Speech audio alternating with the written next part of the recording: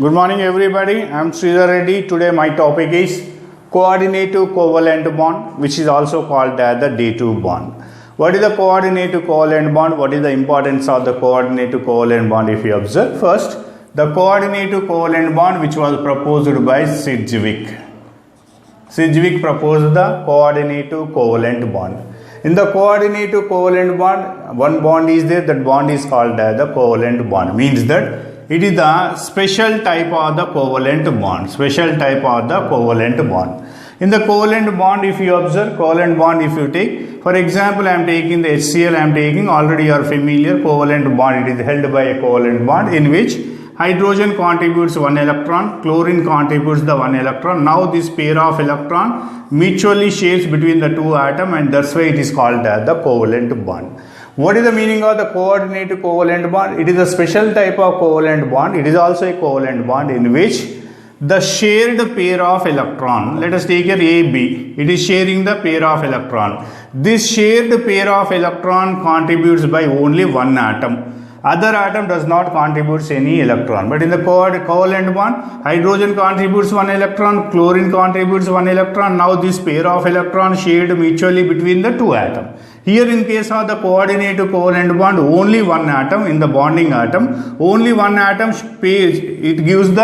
it contributes the pair of electron. Other atom does not gives any electron. Now this A gives the pair of electron. Now this pair of electron mutually shares between the two atoms. That bond is called the coordinated covalent bond. Ultimately, the coordinated covalent bond is a special type of covalent bond in which only one atom contributes the pair of electron, other atom does not contribute any electron, but this pair of electron mutually shared between the two atoms. That's why this is called the coordinative covalent bond you are having. For example, I am taking NH3 and the BF3.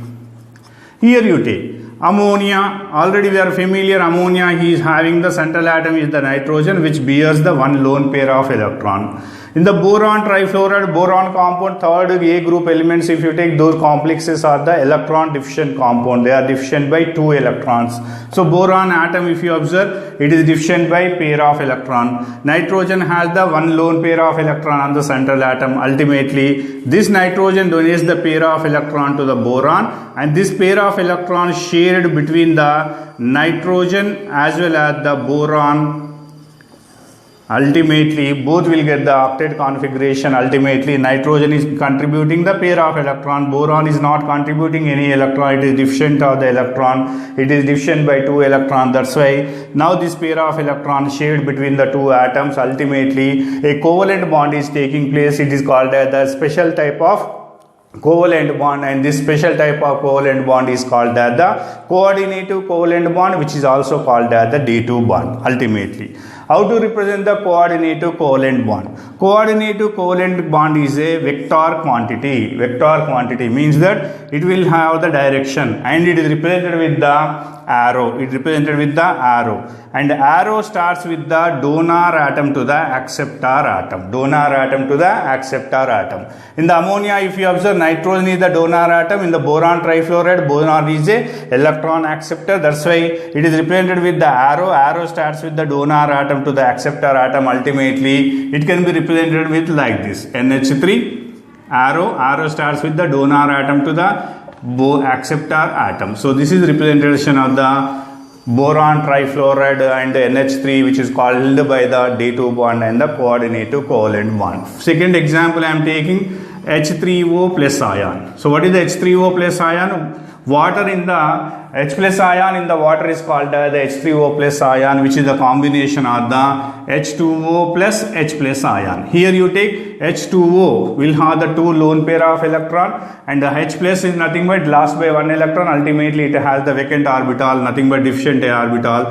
Ultimately, oxygen donates the pair of electron to the H plus ion. Here H2O, oxygen is the donor atom. That's why arrow starts with here and will give you the H plus ion. Ultimately, this pair of electron is mutually shared between the oxygen and the H plus ion. It is called as the D2 bond. And third example, if you observe, ammonium ion NH4 plus. NH4 plus nothing but it is the bond between the NH3 and the H plus ion. Ultimately nitrogen will have the pair of electron which donates the H plus ion. That's why the bond is taking place between the nitrogen and the H plus ion, which is called the D2 bond immediately. What are the properties of the D2 bond? What are the properties of the D2 bond? The D2 bond will have the high boiling point and the melting point as compared to the covalent compounds. It will have the high boiling point as well as the melting point as compared to the covalent bond, and will have the low melting point and boiling point as compared to the ionic compound. If you compare the ionic compound, it will have the low melting and boiling point. If you compare the covalent bond, it will have the high melting and the boiling point. It is a direction bond.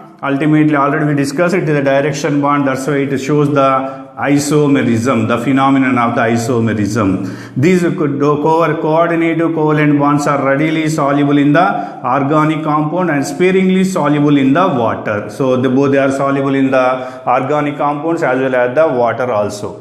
Number 4, if you observe, whenever you are taking the D2 bond, if you observe, they are the bad conductors of heat and electricity, just like the covalent compound. Just like the covalent compound, they does not show the good conductors, they will have the bad conductivity. So these are the important features, properties of this one. Here in your MCET examination, he asks you. So here I am taking the ammonia and BF3. Ammonia donates the pair of electron. Any substance which donates the pair of electron to other substance and forms the D2 bond, which is called as the Lewis base, Any substance which accepts the pair of electron and forms the D2 bond, that substance is called the Lewis acid. So in case of the ammonia BF3, ammonia is donating the pair of electron to the BF3 and it is forming the D2 bond. Ultimately, ammonia is called as the Lewis base and BF3 is accepting the pair of electron and forming the D2 bond. That's why it is called as the Lewis acid. Here also. So it donating the pair of electron, that's why it is called as the Lewis base. Accepting the pair of electron, that's why H plus ion is called as the Lewis acid. Like that, we are having the Lewis acid and the base theory also. Thank you.